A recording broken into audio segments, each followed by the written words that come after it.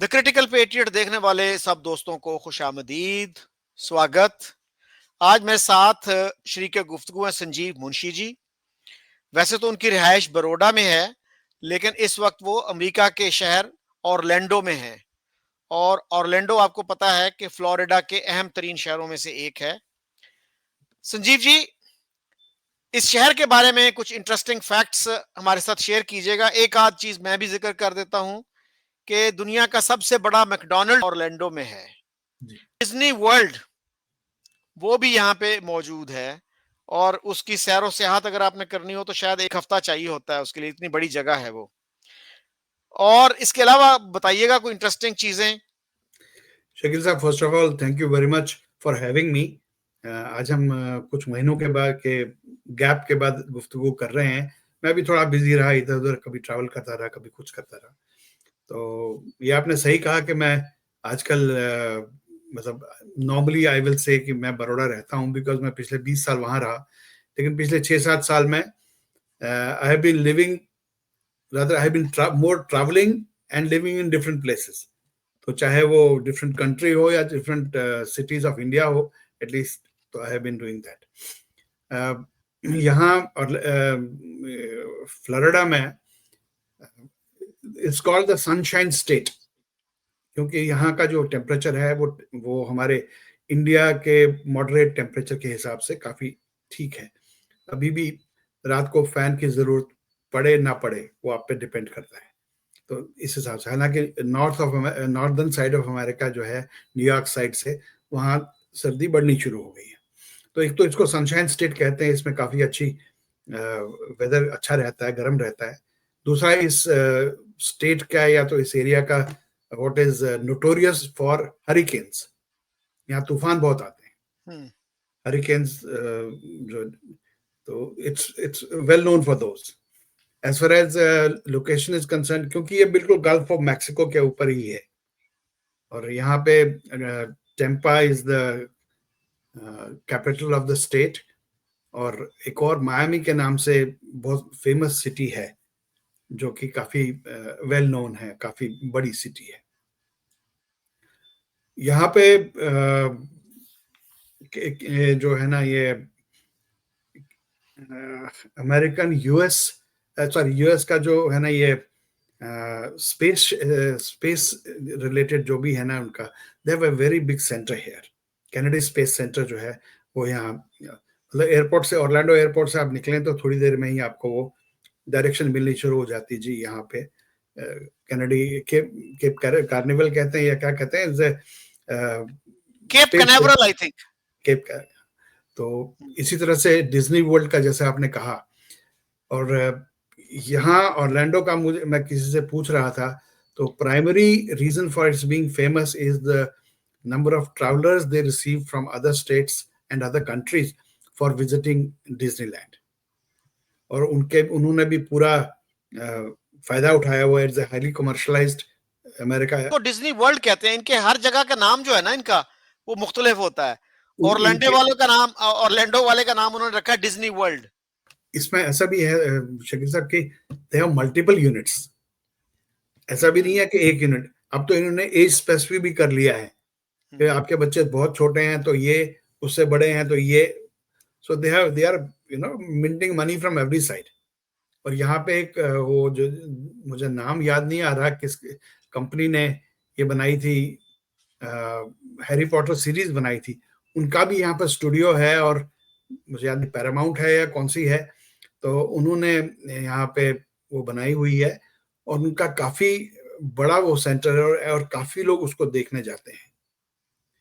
तो ये इस एरिया के है। This area is known for citrus fruits काफी रहते हैं यहाँ पे, and being close to border, तो यहाँ पे मैक्सिकन लैंग्वेज काफी बोली जाती है। मतलब मुझे याद है हम लोग एयरपोर्ट पे उतरे तो ओला ओला जो स्पेनिश में ही जो लोग थे वो बात कर रहे थे। तो that way it's a very, ये है कि हमें रास इसलिए आगे कि इसका टेम्परेचर जो है काफी अच्छा मॉडरेट टेम्परेचर है अभी। हालांकि समझ लीजिए अक्टूबर जा रहा है, तो इट्स क्वाइट मॉडरेट, लेकिन बहुत अच्छा है। तो उसके हिसाब से नॉर्थ के मुकाबले में जहाँ ठंड है, यहाँ इतनी ठंड नहीं पड़ती है। और टेम्पा में मेरे ख्याल सेंटकॉम का हेडक्वार्टर्स भी यहीं पे है ना? हाँ जी, वो कोई फौजी है वहां पे, हम्म, आपके आपके जर्नैल साहब भी वहां गए थे, जी, तो है वहां फील्ड पे। मार्शल जी। हाँ, तो है वहां पर, ठीक है, चलिए। जी, अच्छा जी, अपने टॉपिक पे आते हैं। आज जैसा कि आपको इल्म है, हम इंडस वाटर्स ट्रीटी पे बात करना चाह रहे थे, और मैंने प्रोफेसर नसरुल्लाह मिर्जा उनको भी इनवाइट किया था, और वो कायदे आजम यूनिवर्सिटी से रिटायर हुए, अभी भी एक यूनिवर्सिटी में पढ़ाते हैं, और उन्होंने स्पेशलाइजेशन की है इस इशू पे। तो मैंने उनका पहले भी इंटरव्यू किया है, और वो इंटरव्यू पब्लिश हुआ था अगस्त 14 2022 में। वो मैंने आपको भेजा भी था, आपने देखा होगा। तो उस पे आप बात करना चाह रहा हूं मैं। तो आपका क्या है पर्सपेक्टिव? बहुत से लोग पाकिस्तान में ये कहते हैं कि India had no legal justification in putting this treaty in abeyance, और दोनों मुल्क interestingly Vienna convention on the law of treaties 1969 उसका हवाला देते हैं। पाकिस्तान भी अपनी पोजीशन को उसी से जस्टिफाई करता है, और इंडिया भी। तो what is your understanding of the issue? Shakeel sahab, आपने मुझे, you are kind enough to send me that doctor Mirza का आपने जो 2022 में इंटरव्यू किया था, तो एज अ बैकग्राउंड मैंने थोड़ा सुना वो। That's the one reason why I am happy to be with you, is कि आप भी अपना बैकग्राउंड होमवर्क करके आते हैं, आपने उसमें भी किया था। और मुझे डॉक्टर मिर्जा का, आप कह रहे हैं कि उनकी पीएचडी वगैरह उसी पे है, सब उनका टॉपिक है, but I could see, sorry for saying this thing, कि थोड़ी उनकी there were big gaps in there in his knowledge. या तो ऐसा भी है कि कुछ चीजें हैं जो कि बताते नहीं हैं, या तो बताना नहीं चाहते हैं। फॉर एग्जाम्पल, उन्होंने एक पॉइंट लिया जी कि हिंदुस्तान ने हमें, तो हमारा पानी अचानक बंद कर दिया, की बात कर 48 की बात अप्रैल अप्रैल कर 1948। जी 48, हाँ। जी। What he did not say, जो कि उनको कहना चाहिए था as a expert, neutral expert कह लीजिए, न्यूट्रल इन द सेंस कि एक सब्जेक्ट मैटर के आप इंचार्ज हैं, तो आपको वो कहना चाहिए था कि भैया, देवर between government of east Pakistan, east Punjab and west Punjab, there was an agreement. 20 दिसंबर 1947 को एक एग्रीमेंट, एक स्टैंड स्टिल एग्रीमेंट साइन हुआ था। ऑब्जेक्टिव ये था जी कि अभी रबी की फसल आने वाली है, अगर अभी पानी का कुछ मसला हो गया तो फार्मर्स तो दोनों साइड से हैं। See, Punjab was the bread basket for Pakistan as well as Indian part में भी था। दो Pakistani Punjab had better irrigation facilities, जो कि ईस्ट में नहीं थी, वेस्ट में थी। So there was a stand still agreement, जो कि उन्होंने 20 दिसंबर को किया 1947 को, and it was to be, उसकी वैलिडिटी थी 31 मार्च 1948।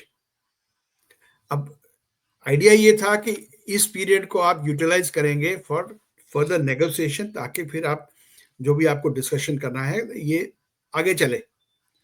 लेकिन with due regards I must say that government of Pakistan forgot, तो उन्होंने कुछ लंबा चौड़ा कुछ किया नहीं उसमें। और जब 31 मार्च 1948 हो गई, तो भारत सरकार ने, पंजाब सरकार ने, ईस्ट पंजाब सरकार ने, उन्होंने शट ऑफ कर दिया, क्योंकि हेडवर्क्स जो थे वो इंडिया में थे, इंडियन एरिया में थे, तो उन्होंने वो शट ऑफ कर दिया। उसके बाद अल्टीमेटली कहीं ना कहीं तो ये मानना पड़ेगा जी, हमसे भी कोताही हुई। उसके बाद मई 1948 में there was a inter dominion conference Delhi में हुई, जिसमें फिर नेगोशिएट किए गए टर्म्स एंड कंडीशंस, जिसको कि दिल्ली एग्रीमेंट कहते हैं। जो चीज मई 1948 में हुई, वो मार्च 1948 में भी हो सकती थी, प्रोवाइडेड आपके लोग थोड़े जागरूक होते, आपके लोग थोड़े होशियार होते, but they were busy in other important things. अच्छा, संजीव जी, मिर्जा साहब ने ये बात मानी थी उस इंटरव्यू में कि जिन्ना साहब जो थे, उन्होंने कोई तवज्जो नहीं दी इस इशू को बिफोर द पार्टीशन, और माउंट बैटन ने उनको कहा भी था कि आप कांग्रेस से इस इशू पे नेगोशिएशंस करो।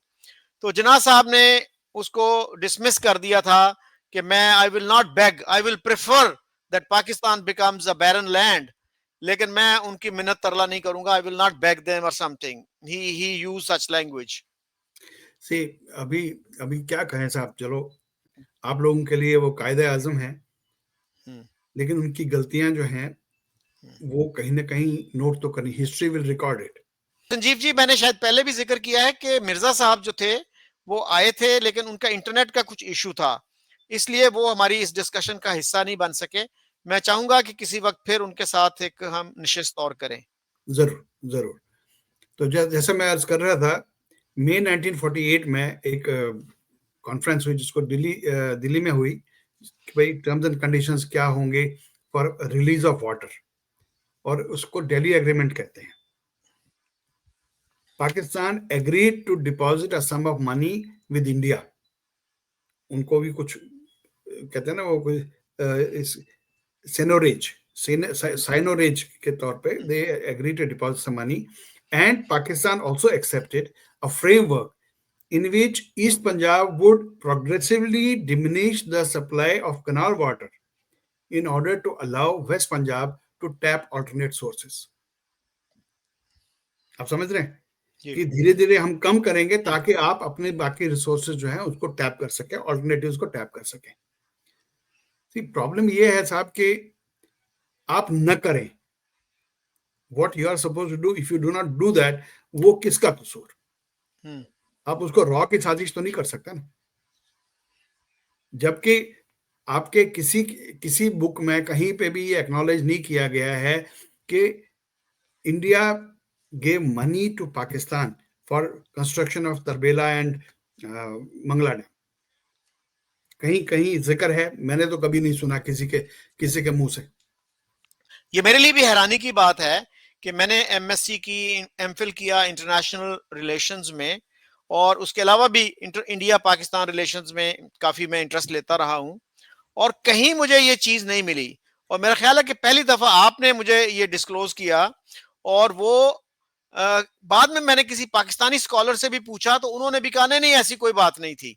और वो रकम जो थी वो 62 ब्रिटिश पाउंड जो थे, पाउंड स्टर्लिंग से ज्यादा थी थोड़ी सी, और वो डॉलर्स में बनती है 174 उस वक्त के हिसाब से. हाँ, तो अभी लेकिन 1.6 पाकिस्तान में बिलियन. ही, लेकिन पाकिस्तान में मेरा नहीं ख्याल के मिलियन में से एक बंदे को भी इसका पता होगा.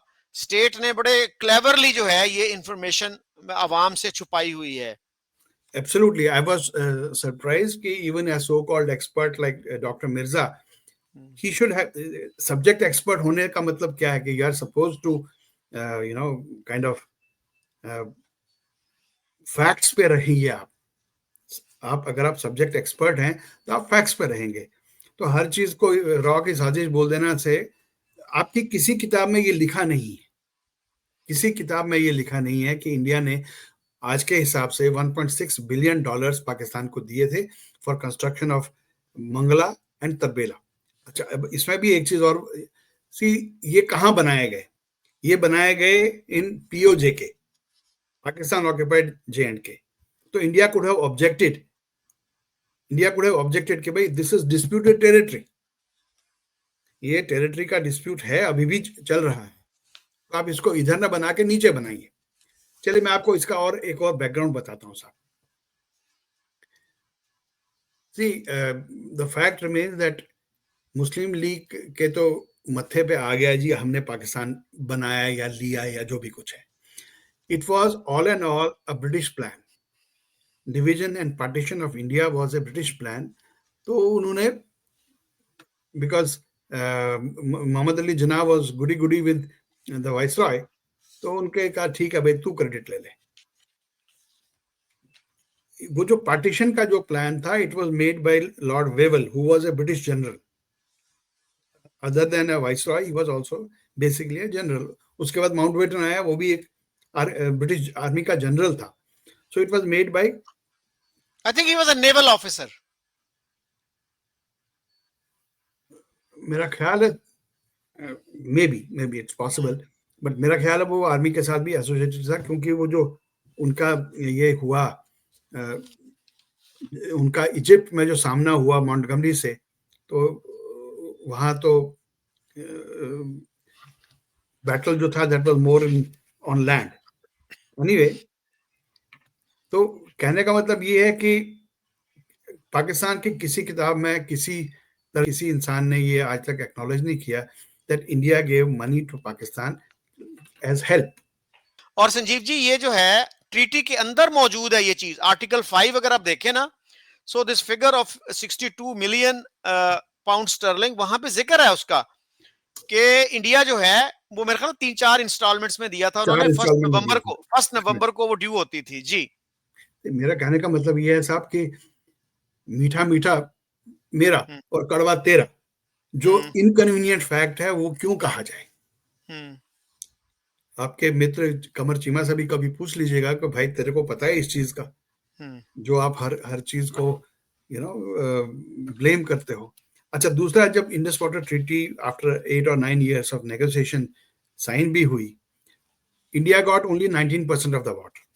पैसे भी दिए, और नेहरू का स्टेटमेंट है कि मैं पैसे दे के मैंने ये खरीदा है, I have tried to buy peace. Yes ये आई नेहरू ने परचेस्ड या परचेज करने इंडिया का। परचेस्ड पीस हाँ, या है ना। Via via Indus water treaty, yes. ये उनका क्योंकि है ना। पार्लियामेंट में कुछ लोगों ने, कांग्रेसी के लोगों ने इसको क्रिटिसाइज किया था इस एग्रीमेंट को, बिल्कुल। जिनमें से एक इकबाल सिंह थे पंजाब से जी।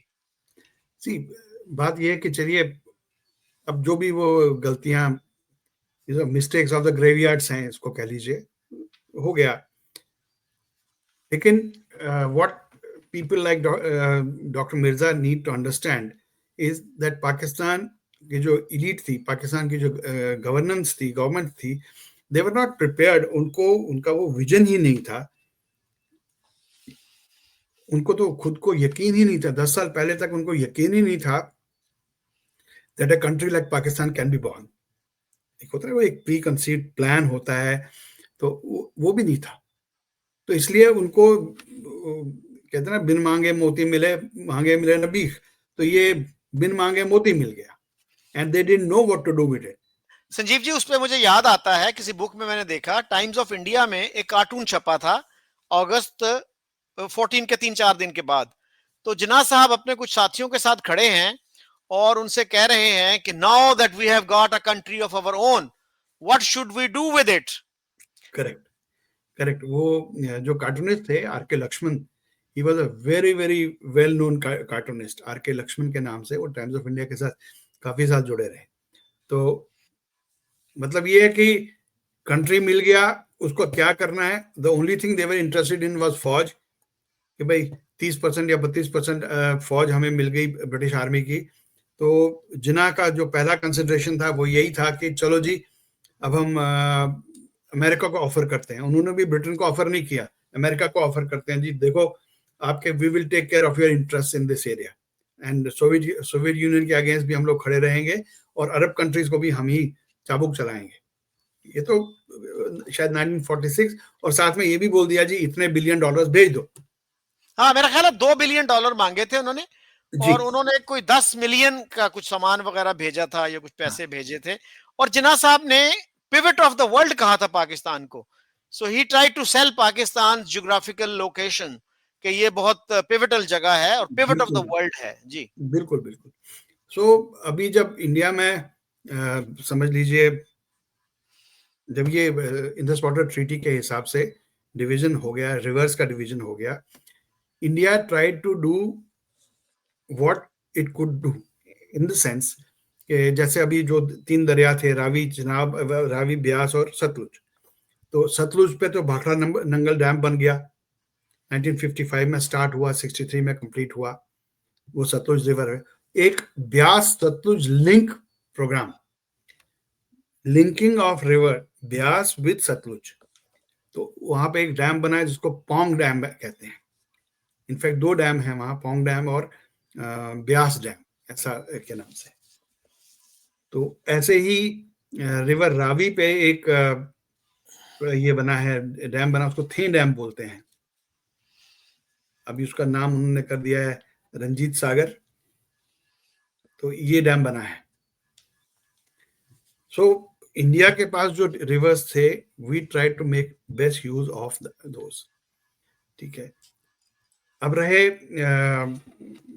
जो हमारे पास बाकी 2 रिवर्स है जहां हमारे को वाटर ये हाइड्रो प्रोजेक्ट्स बनाने का परमिशन था। तो उसमें आप देख लीजिए लोअर झेलम हाइड्रो प्रोजेक्ट बना, मेरे ख्याल में 60s में वो बना था। बारामूला के पास वो जगह थी, वो छोटा सा प्रोजेक्ट था, 105 मेगावाट्स का प्रोजेक्ट था। उसके बाद जो पहला बड़ा प्रोजेक्ट बना, that was Salal hydro electric project on river Chenab. And वो रिवर चिनाब का सबसे लास्ट पोर्शन है ना, जो रियासी नाम की एक जगह पड़ती है, उसके पास ही बना हुआ डिस्ट्रिक्ट उधमपुर में। तो 690 megawatts of power were generator, मतलब वो 2 स्टेज में बना। शकील साहब, मैं आपसे इसमें एक चीज कहना चाहूंगा।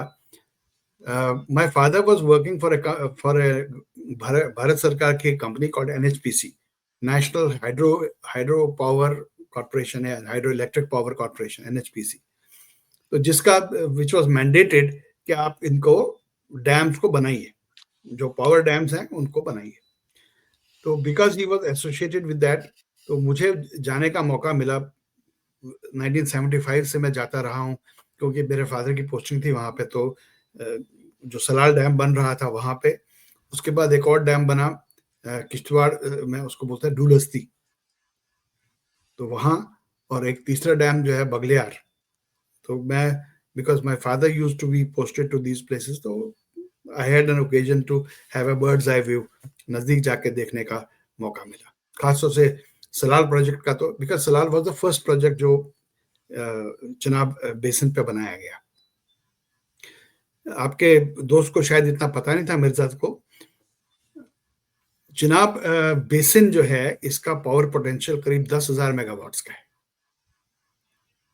Chenab basin is such a powerful, उसकी वजह ये है, Chenab is a very fast flowing river, बहुत फास्ट फ्लोइंग है। तो बिटवीन किश्तवाड़ एंड रियासी, मतलब किश्तवाड़ से लेकर रियासी तक 5-6 प्रोजेक्ट्स हैं। मैं आपको गिना देता हूँ। एक तो सलाल हाइड्रो प्रोजेक्ट बना, डुलस्ती। अच्छा, इसमें सब में तकलीफ ये होती थी कि इंडस वाटर ट्रीटी को एक बहाना बना के इंडिया के प्रोजेक्ट्स को डिले करने का काम पाकिस्तान बहुत खूबसूरती से कर रहा था। मुझे याद है, मैं एक समय में मैं I was working for an insurance company, Bharat Sarkar की इंश्योरेंस कंपनी में काम करता था। तो ये आते थे, पाकिस्तान के ऑब्जर्वर्स आते थे, तो उनकी इंश्योरेंस भी करनी पड़ती थी, या ये सब कुछ चीजें करनी पड़ती थी। तो वो लोग, उनकी जो कार थी उसमें पर्दे चढ़े होते थे ताकि वो बाहर ना देख पाए। चलो, वो भी एक बचकाना हरकत थी, बट ठीक है, चलो, ऐसा ही एटमॉस्फेयर ऐसा ही था। तो सब जगह पे, चाहे वो सलाल प्रोजेक्ट हो, चाहे वो डुलस्ती प्रोजेक्ट हो, चाहे वो बलियार हो, हर जगह पे, या राटले प्रोजेक्ट हो, राटले भी एक और प्रोजेक्ट है, तो वहां पे पाकिस्तान ने एक ही काम किया, वो था डिले। जैसे वो पुराने वक्तों में स्टे लेते थे ना, अब भी चलता है पाकिस्तान में, तो वो सब जगह चलता है, यहाँ भी चलता है। तो यहाँ तो हमारा एक बड़ा फेमस एक डायलॉग है उसके बारे में कि तारीख पे तारीख, तारीख पे तारीख। तो पाकिस्तान तारीख पे तारीख ही करता रहता था इंडिया के साथ। सॉरी फॉर इंटरप्शन, इसमें डॉक्टर मुक्तदर खान जो हैं, he is a professor of international relations and I know political him. Science. I know जी him in the sense कि I have heard him. जी, तो डेलवेयर यूनिवर्सिटी में पढ़ाते हैं और उनका ताल्लुक इंडिया से है।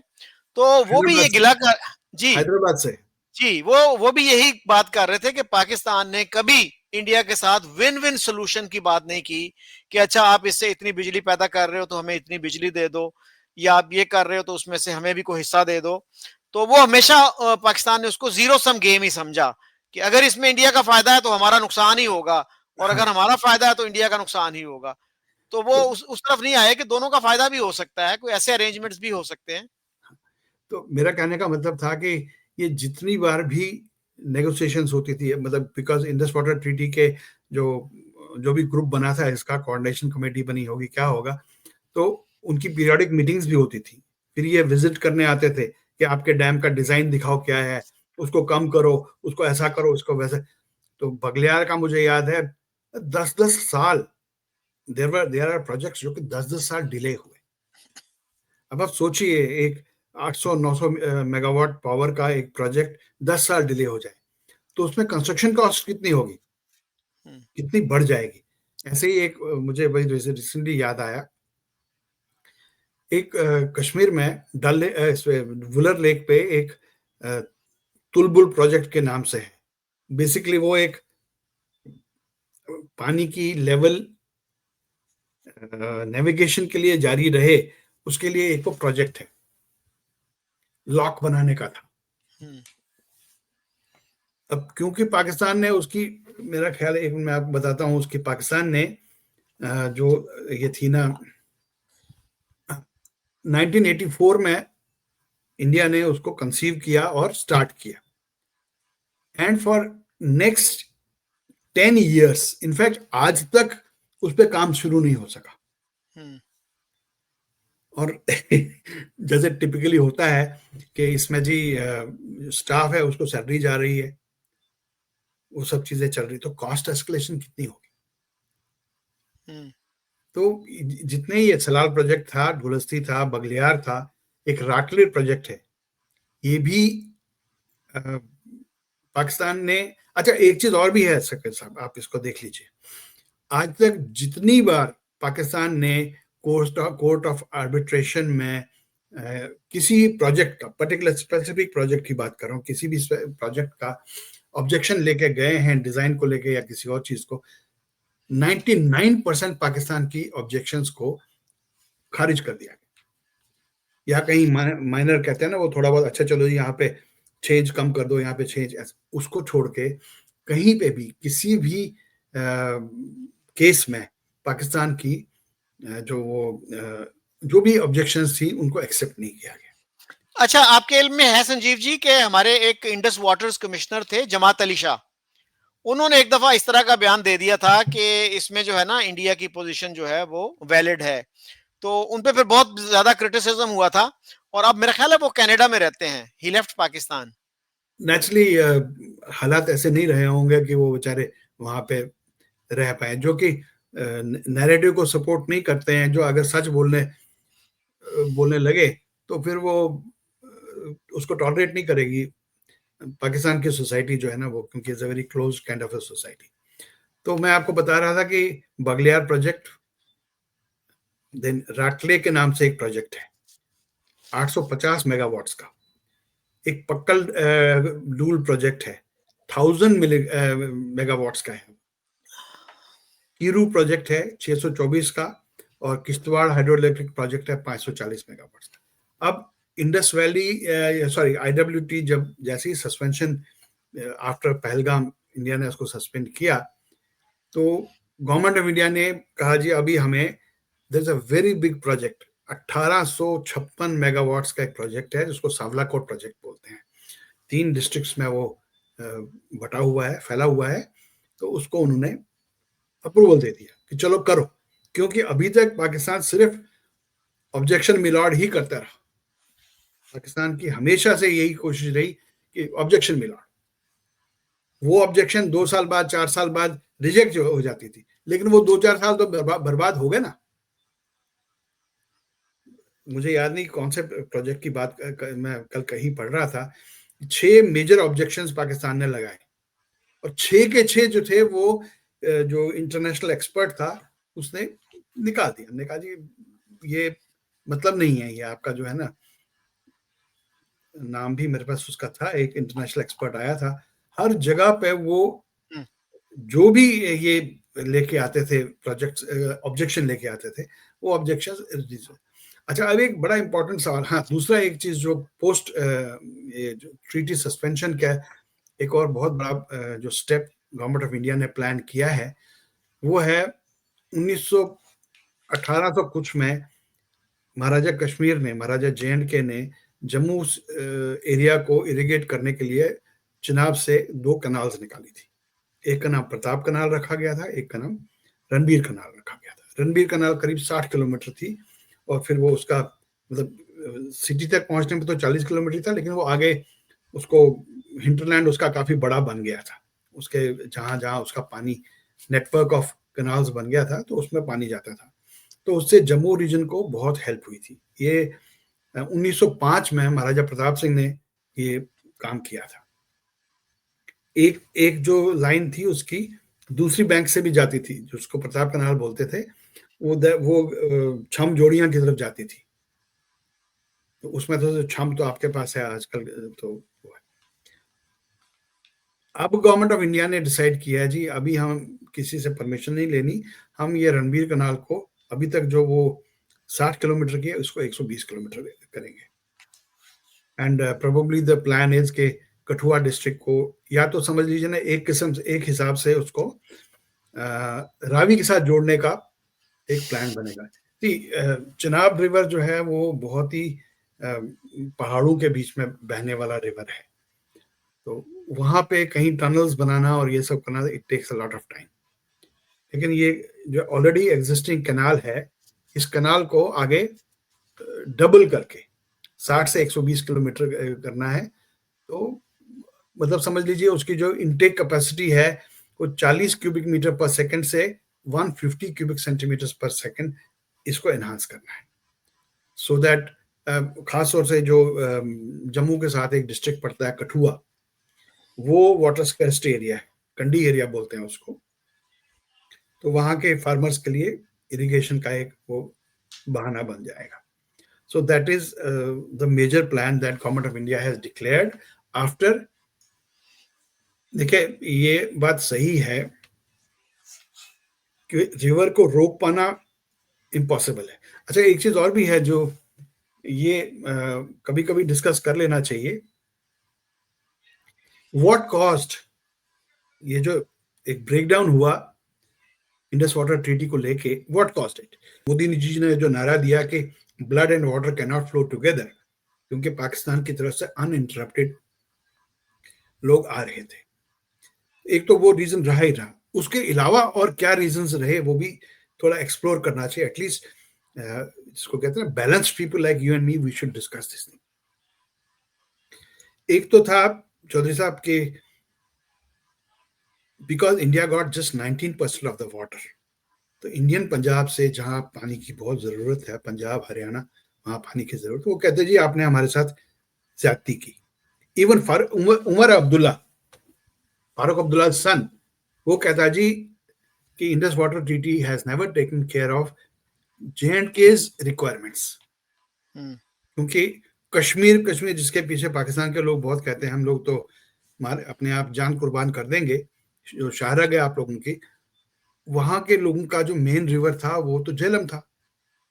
झेलम को आपने लॉक कर दिया कि भाई इस पे आप कुछ नहीं बना सकते। वो तो लोअर झेलम प्रोजेक्ट तो बिल्कुल ही छोटा सा प्रोजेक्ट था, 105 मेगावाट्स का।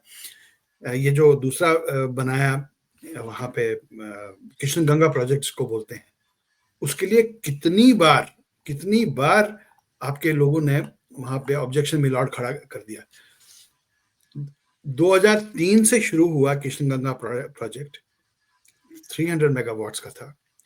2013 तक पाकिस्तान ऑब्जेक्शन मिलॉट करता रहा, तो फिर कोर्ट ऑफ आर्बिट्रेशन में they gave there verdict in favour of India, उन्होंने डिसमिस किया मोस्ट ऑफ द। ऐसा होता ना कि कुछ छोटी मोटी बात मान ली होगी, लेकिन जो मेजर चीजें थी वो खत्म हो गई। तो 2018 में वो 2013 में वो जजमेंट आया, 2018 में बन के तैयार हो गया।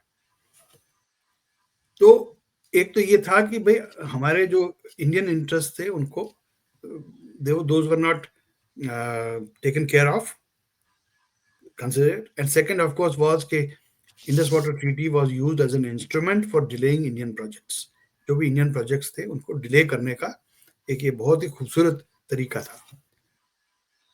तीसरा, ये बहुत इंपॉर्टेंट चीजें हैं चौधरी साहब, ये जो इंडस वाटर ट्रीटी है इसमें ये जरूर था कि जी शायद suspension is not official. Chapter 12 of the Indus water treaty says कि यूनिलैटरल सस्पेंशन शायद ना होता हो, लेकिन उसकी मॉडिफिकेशन का तो एग्रीमेंट था कि जी आप इसमें over a period of time उसमें कुछ चेंजेस करने हैं तो वो कर सकते हैं। देखिए, टेक्नोलॉजी 1960 से लेकर आज तक दुनिया जहान की बदल गई। जो ग्लोबल वार्मिंग हो रही है जिसकी वजह से पाकिस्तान इज सफरिंग, जो आपके यहाँ पे क्लाइमेट का साइकिल चेंज हो रहा है, frequent extreme weather events, shifting monsoon pattern, ये तब 1960 में इसको सोचा नहीं गया था। तो भारत सरकार ने 2 बार 2023 में और 2024 में government of India road letters, एक जनवरी 2023 में गई है और सितंबर 2024 में लेटर गई है पाकिस्तान को कि भैया let us come together and discuss this, क्योंकि तब से हालात बहुत बदल गए हैं। जब से ये ट्रीटी साइन हुई तब से हालात बदल गए हैं। एक और बहुत इंपॉर्टेंट चीज जो कि ध्यान रखनी पड़ेगी, चिनाब जैसा मैंने आपको कहा, it's a very fast flowing river. ये run of the river projects होते हैं, इसमें chances of silting are very high. अब किसी भी डैम को, ऐसे डैम को आपको डीसिल्टिंग करने का मौका देना पड़ता है, because it will take some days जब तक उसमें डीसिल्टिंग होगी। अगर आप नहीं करने देंगे वो, तो डैम की कैपेसिटी कम हो जाती है क्योंकि सिल्ट बढ़ जाती है। Pakistan never allowed desilting. Result was कि 57% of dam capacity was reduced.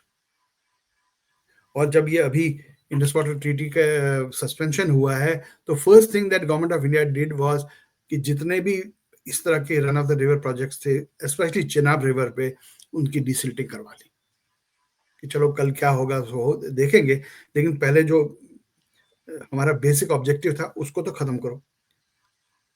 तो हमारे यहाँ पे तो काफी पिक्चर्स आई थी कि कैसे डिसिल्टिंग हो रही थी और कैसे वहां से कितने कितने टन सिल्ट जो थी वो निकाली गई, जो कि पाकिस्तान वो अनरीजनेबल होके वो कर नहीं कर रहा था। तो जो मॉडिफिकेशन एंड की जो स्कोप था, in spite of India writing letters to government of Pakistan, वो नहीं सुन रहे थे, बिकॉज इट सूटेड देम कि जो ऑब्जेक्शन मिलॉर्ड वो उनको सूट करता था। देखिए 1960 से आज तक डेमोग्राफिक्स चेंज हो गए। आपका कंट्री भी it has become much more populous. आपके यहाँ तो with God's grace population growth rate भी अच्छा खासा है। इंडिया ने थोड़ा कंट्रोल कर लिया है, लेकिन आपके यहाँ पे मेल्टिंग ऑफ ग्लेशियर्स, ये एक ऐसी चीज थी जो कि 1960 में सोची नहीं जा सकती थी या तब जहन में नहीं आती थी ये चीजें, लेकिन आज उसको it has become reality. Depleting ground water, अभी जो आपके तरफ का पंजाब है, मुझे तो वहां का इतना पता नहीं है, लेकिन इंडियन साइड का जो पंजाब है, हरियाणा है, वाटर टेबल बहुत नीचे चला गया है, बिकॉज फार्मर्स हैव, कैसे भी कह लीजिए, exploited, blindly exploited the soil, land. इधर भी यही सूरत हाल है, पाकिस्तान में भी यही सिचुएशन है। मैं वही कह रहा हूँ ना आपसे, अभी ये उस वक्त 1960 के इसमें they were not able to kind of account for these things. तो जो ये रिन्यूएबल एनर्जी तब नहीं थी, आज है, तो वी नीड टू रीलुक। जो ये था कि इसको रीलुक करते हैं in light of various changes. तो जनवरी 2023 में लेटर लिखा, सितंबर 2024 में लेटर लिखा, कोई जवाब नहीं। हाँ, ऐसा नहीं, ये तो चीजें ऐसी हैं जो कि रिकॉर्ड पे हैं कि वैसा लिखा गया। वो राटले प्रोजेक्ट के अगेंस्ट कोर्ट ऑफ आर्बिट्रेशन में जरूर गए, मगर ये जो एक रास्ता भारत सरकार ने दिया था, मांगा था, कहा था चलो यहाँ नेगोशिएट करते हैं, वो नहीं किया। सही, they never agreed to that. अच्छा संजीव जी, आपको पता है कि पाकिस्तान का नैरेटिव क्या है, जो डोमिनेंट नैरेटिव है यहाँ पे? एक तो जो अप्रैल में इंडिया ने सप्लाई पानी की बंद की, तो उस पे हमारे यहाँ कहा जाता है कि जी इंडिया ट्राई टू स्ट्रेंगुलेट पाकिस्तान, कि जब पाकिस्तान जो है अभी 1.5 साल का था, तो उसको स्ट्रेंगुलेट करने की कोशिश की, साल से भी कम था बल्कि। तो दूसरा जो है जी, दूसरा जो है आर्गुमेंट ये दिया जाता है कि अयूब खान ने हमारे दरिया बेच दिए, तो as if you know he pocketed the money, और इंडिया ने कोई खुफिया तौर पे रिश्वत दी उनको, और वो जनाब उनके पर्सनल अकाउंट में चली गई, और इस तरह से उन्होंने हमारे दरिया बेच दिए। देखिए आपकी बात सही है। मैंने आपको वो अप्रैल 1948 का तो बोल दिया। हम्म, आप प्लीज चेक कीजिए, जो मैं बोल रहा हूँ वो चेक कीजिए। क्या एक स्टैंड स्टिल एग्रीमेंट था, आप वैलिड अप टू 31 मार्च 1948, दिसंबर यस 1947 से 31 मार्च। Definitely there was, yes. तो फिर उसको क्यों फॉलो अप नहीं किया? हम्म, जो काम मई में किया वो मार्च में भी हो सकता था ना। आपको पता था इसकी डेडलाइन, ये तो ऐसी आ गई कि बिजली का बिल आ गया है, लास्ट डेट के बाद जाएंगे तो पेनल्टी पड़ेगी। ये मतलब ऐसा ही है ना चौधरी साहब, कि भाई अगर आपको आप होशियार होते, बाखबर होते, तो आप कहते हाँ जी ये प्रॉब्लम आने वाली लेटेस्ट। तो जो चीज आपने मई 1948 में किया, same thing could have been done earlier, तो कोई आपको चोकिंग नहीं होती। बाकी एक बात तो पक्की है, अभी जो 1940 ये 2025 में इंडिया ने डिक्लेयर किया है कि हम लोग अपने पानी को, इंडस वाटर ट्रीटी को सस्पेंड करके will make more use of water, it will take time. कोई ये कहते हैं कि कल सुबह होगा, तो नहीं होगा sir, it's going to take time. लेकिन तकलीफ यही है सर कि जो मंगला तरबेला आप लोगों ने बना लिए, उसके बाद क्या? मंगला तरबेला बने, उसके बाद आपने अपनी कैपेसिटी को एनहांस करने के लिए क्या किया? कुछ भी नहीं किया।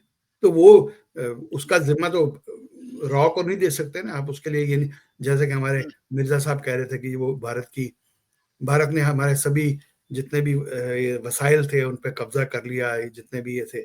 ऐसा नहीं हुआ सर। आपकी सरकार ने, उनको मुल्क मिला, अनएक्सपेक्टेड मुल्क मिला, अनएक्सपेक्टेडली मुल्क मिला, और उसके बाद उन लोगों ने उसको उनको पता नहीं लग रहा था कि हम कैसे संभाले कैसे ना संभाले।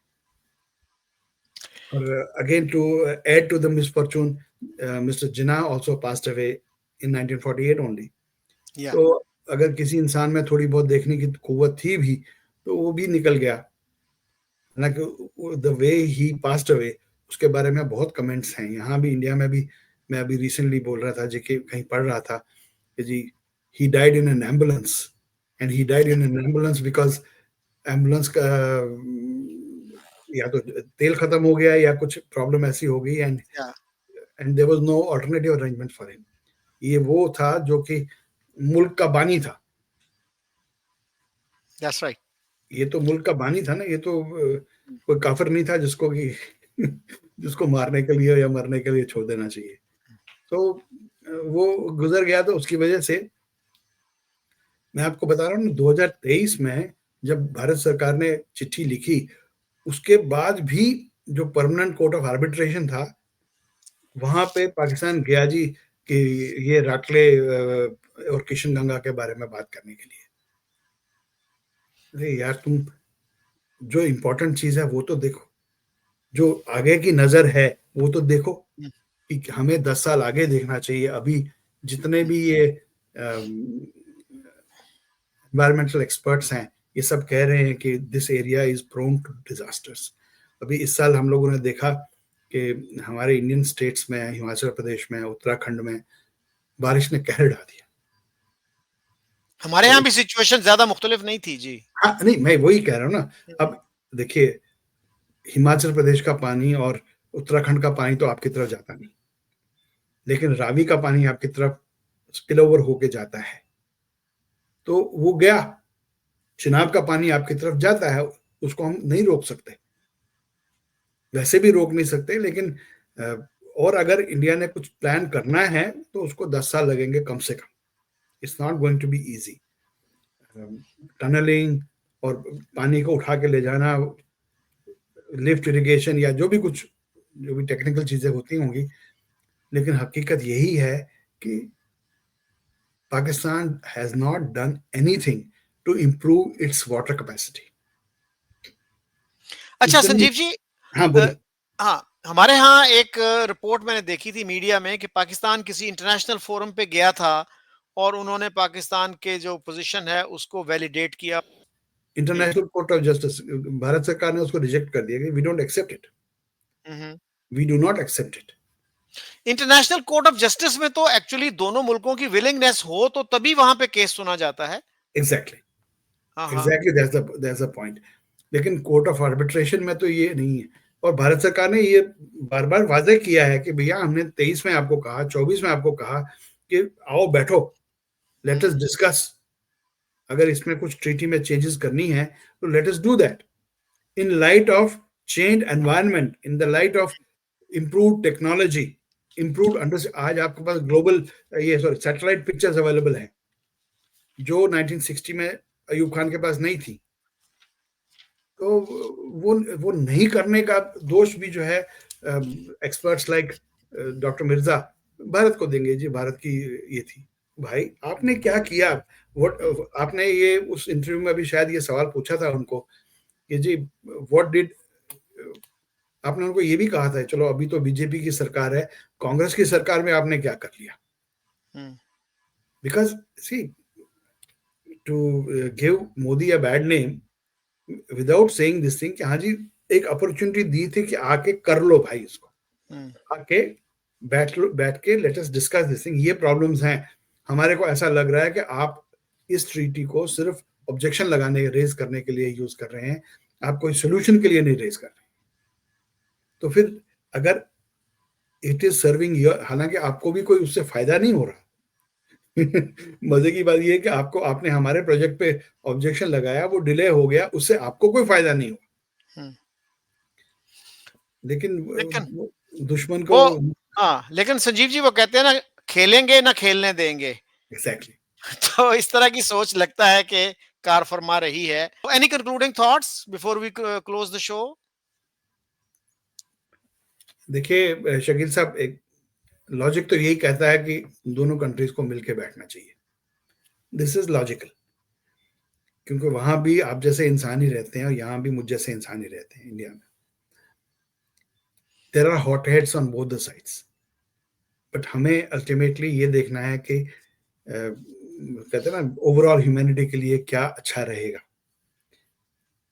लेकिन उसके लिए मोदी जी ने एक बहुत बड़ी शर्त लगा के रखी है कि पहले आपको टेररिज्म जो है ना वो कंट्रोल करना पड़ेगा, as long as you keep on supporting terrorism directly indirectly. अभी जो मई के जो स्कर्मिशेस हुए थे, मई में जो वॉर हुई थी, उसमें जो भी अलग अलग टेररिस्ट ऑर्गेनाइजेशंस की समझ लीजिए उनको डैमेज हुआ था, उनके बिल्डिंग्स डैमेज हुई थी, वो अभी वो तो वो यूट्यूब पे आ रहे हैं वो लोग कि हाँ जी हमने बना लिया, और उससे पहले से बड़ी बना ली है मस्जिद, पहले से बड़ा हमने कर लिया है।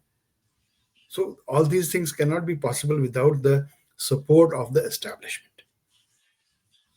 तो अनफॉर्चुनेटली जैसे तैसे करके Pakistan is gradually becoming a Tinder box.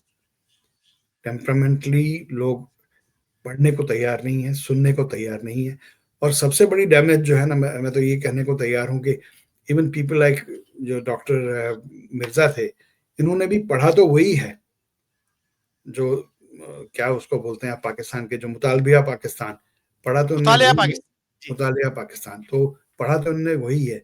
तो हॉट हेड्स जो है ना वो वहीं से जनरेट हो रहे हैं। तो unless and until Pakistan, saner minds in Pakistan control, take charge, और इसको, इस नैरेटिव को थोड़ा ठंडा करें, शांत करें।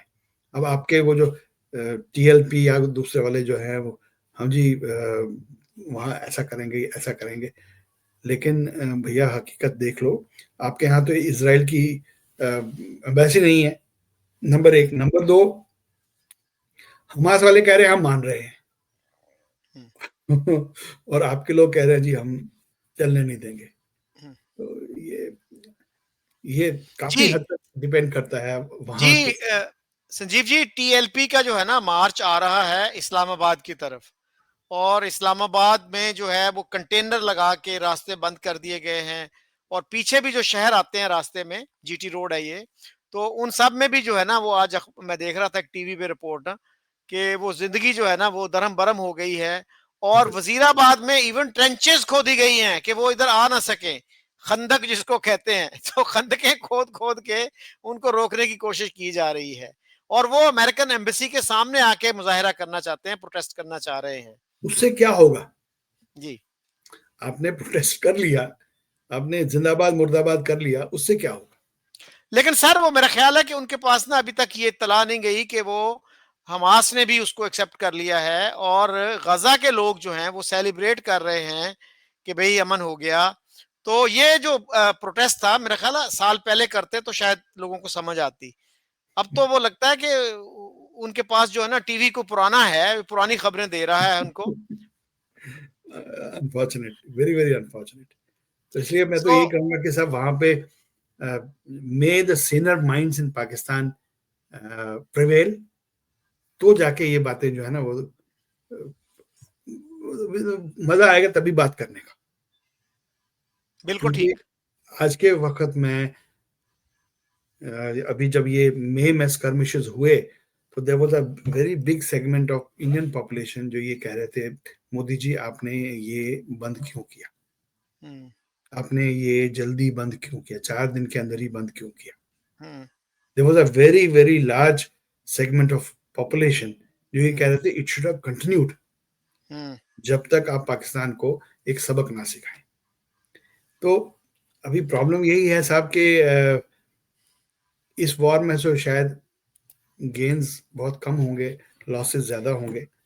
तो लेकिन अब जो लगे हुए हैं वो लगे हुए, और पाकिस्तान भी तो मैं न मानूं, हम्म। मैं तो टेररिज्म करता ही जाऊंगा उनको, because it's a part of their foreign policy, domestic come foreign policy, इसलिए। Sanjeev ji, thank you very much. तो उम्मीद ये करनी चाहिए कि दोनों मुल्कों में जो है ना, जो पीस की आवाजें हैं वो ज्यादा स्ट्रांग हों, और दोनों मुल्क जो हैं ये मिलजुल के रहें, और दोनों मुल्कों के अवाम जो हैं वो अच्छी जिंदगी गुजार सकें। अदरवाइज फिर टीमिंग मिलियंस को क्या कहेंगे हम कि क्या मिला उनको आजादी से। तो दोनों बिल्कुल। मुल्कों के जी, और जो कल को हम थिंकिंग लोग, सेक्शंस हैं जी, कल थिंकिंग को सेक्शंस कई, जो हैं जी, जी जी जी, उनको कल को अपना रोल जो है अदा करना चाहिए। जी। जैसे आपके एक मिनिस्टर साहब थे ना कि हमारे पास पाव पाव आधा आधा किलो के एटम बम हैं, जो शेख सिर्फ, रशीद। हाँ, जो सिर्फ हिंदुओं को मारेंगे, मुसलमानों को वो छोड़ के चले जाएंगे। तो हम्म। तो ऐसे माइंडसेट्स को क्या जी। कहेंगे, जी। है ना? सो that is he, insanity. That is insanity. तो जी। उनको लगता है कि हम लोग एटम बम कहीं पे गिरा देंगे, ऐसा करेंगे, तो भाई फिर ठीक है, गिरा दो। Thank you sir. Okay sir, thank you very much.